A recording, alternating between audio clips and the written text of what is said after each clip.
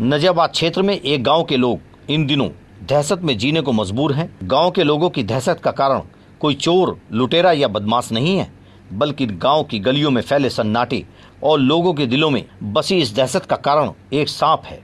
ये पूरा मामला नजियाबाद क्षेत्र के पड़ने वाले बाजोपुर गांव का है, जहां एक सांप ने गांव में आतंक फैला रखा है।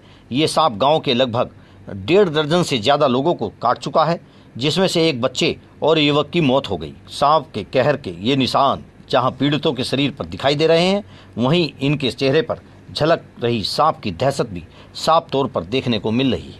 मेरे गांव में 20-25 दिन से सांप के काटे जाने की घटनाएं घट रही हैं, जिसमें हमने 2 लोग मर भी चुके हैं और 20-25 लोगों को 4 दिन के अंदर अंदर सांप काट चुका है। और उसमें हमने वन विभाग वालों को सूचना दी थी और उसमें अभी सरकारी सहायता हमें कुछ नहीं मिल पाई है।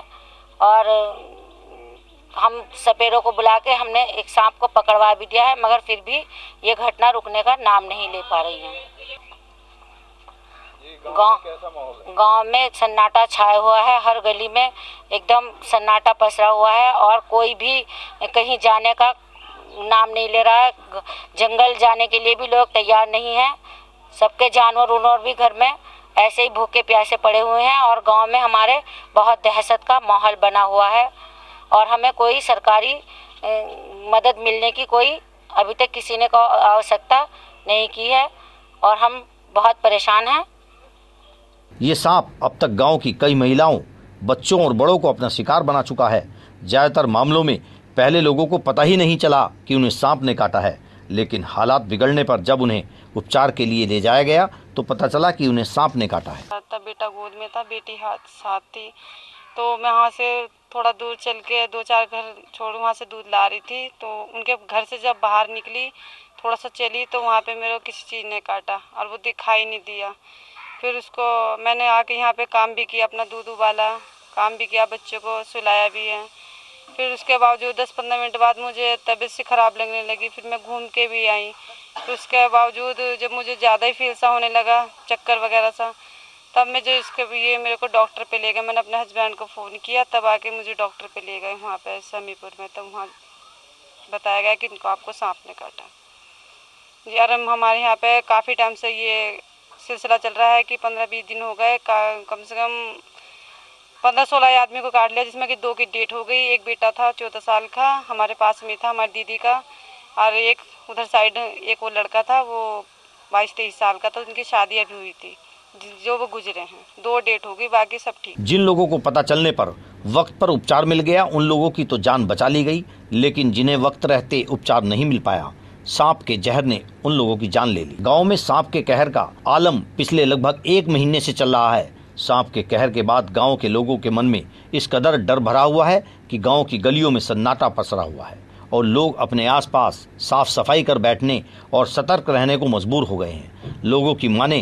तो कई बार वन विभाग को इस बाबत जानकारी दी गई, लेकिन वन विभाग ने इस ओर ध्यान नहीं दिया।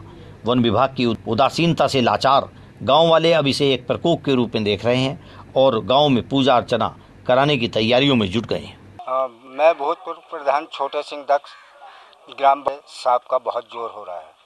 लोगों ने गांव से निकलना बनना बंद कर दिया है और काफ़ी प्रयास कर रहे हैं। भंडारे भी कराने की योजना हो गई है, पैसे इकट्ठे कर लिए गांव वालों ने, उसका भी प्रयास कर रहे हैं। काफ़ी साधुओं को बुला लिया, लेकिन कोई आराम नहीं हो रहा है। अब जो है, एक हमारे गांव से एक बारात जानी थी, उसमें कुछ लोग मेहमान आए हुए थे, उनको भी सांप ने 4-5 आदमियों को काट लिया।